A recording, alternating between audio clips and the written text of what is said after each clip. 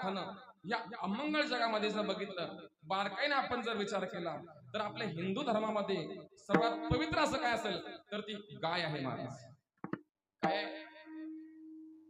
आपल्या हिंदू धर्मामध्ये पवित्र असं काय असेल तर ती गाय आहे महाराज. आता मला वाटतं मागच्या 2-3 आठवड्यापूर्वी महाराष्ट्र राज्य सरकारने पण घोषित केले की राज्यमाता आहे आपली गाय. राज्यमाता सांगितले महाराज. जर शिनाय बरं गावरान गाय आपण म्हणतो ती गोमाता, ती पवित्र सांगितली. नवीन थोडे याचे पुढे बोलून सांगतो. गाय तर पवित्र आहेच आहे, पण गायची विष्ठा कशी आहे? पवित्रच आहे. विष्ठा म्हणजे काय? शेण. ज्या प्रमाणात गाय सुद्धा पवित्र आहे, त्याचबरोबर तिचं शेणही पवित्र मानलं जातं महाराज. खऱ्या अर्थानं या ठिकाणी बघा सडा संमार्जन केलेलं आहे. आता हे पाहायला मिळत नाही आजकाल सडा संमार्जन.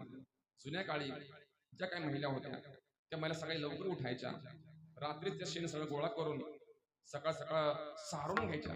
मग आपलं घर असेल, आपलं अंगण असेल, नाही का, संपूर्ण ते सारवून घ्यायचं.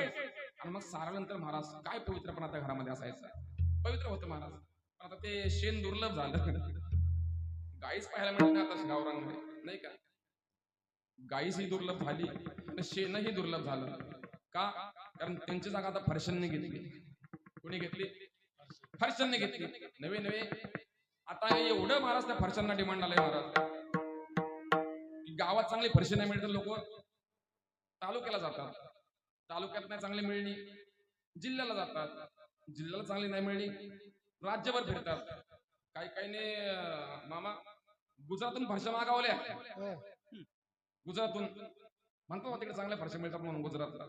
मग काही लोक गुजरातला गेली, तिकडून चांगल्या फरशा आणल्या, आपल्या घरी बसवल्या, आपली टंगडी मोडून घेतली, पण तरी पण अजून फरशे बसवायचं काम चालूच आहे, बंद नाहीये. सांगायचा मुद्दा हा आहे की शेणाला पवित्रपणा आहे, गायीलाही पवित्रपणा आहे. याच्या उलट बघितलं आपण तर मनुष्य हा कसा आहे? अमंगळ स्वरूपाचा आहे. थोडं माफी मागून बोलतो याच्या पुढे. मनुष्याची विष्ठा आपण जर बघितली अतिशय घाणेरडी स्वरूपाची, अतिशय अपवित्र त्याला म्हणता येईल आपल्याला. म्हणजे गायी पवित्र आहे तर मनुष्य अपवित्र सांगितलेला आहे. रामसुद्धाचे वर्णन करतायत की मनुष्याचा जो देह आहे, देह हा देह म्हणजे विष्ठा आणि मूत्र बनवण्याचं मशीन आहे. काय मशीन आहे म्हटले विष्ठा आणि मूत्र बनवण्याचं. याच्या पुढे जाऊन सांगतो तुकोरांनी वर्णन करावं. तुकोर आहे या नाटाच्या अभंगाच्या पहिल्या चरणामध्ये म्हणतात की हे शरीर कसं आहे. शरीर दुःखाचे कोठार, शरीर रोगाचे भांडार, शरीर दुर्गंधीची धार, नाही अपवित्र शरीराचे, शरीर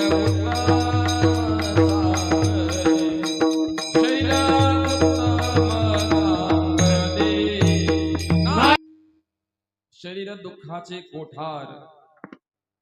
शब्दांकडे लक्ष द्या. शरीर दुःखाचं कोठार आहे, शरीर रोगाचं भांडार आहे, शरीर दुर्गंधीची धार आहे. पण तुकोरा म्हणतात नाही अपवित्र शरीरा ऐसे. असं या अपवित्र शरीरासारखं दुसरं काहीच नाही. पण तरी पण तुकोरा आहे या शरीराला याच नाटाच्या अभंगाच्या ध्रुपदामध्ये सांगतात शरीर उत्तम चांगले, शरीर सुखाचे घोसवले, शरीर साध्य होय केले आणि शरीर साधले परब्रह्म. खऱ्या अर्थानं हे अपवित्र शरीर जरी असलं पण तरी पण या अपवित्र शरीराला पवित्र करता येतं. कशामुळे? ऐका. आणि त्याचं मुख्य कारण असं म्हणजे ते म्हणजे नामस्मरण. कारण माऊली हरिपाठामध्ये वर्णन करतात पवित्रची होय देह त्याचा, पवित्रची होय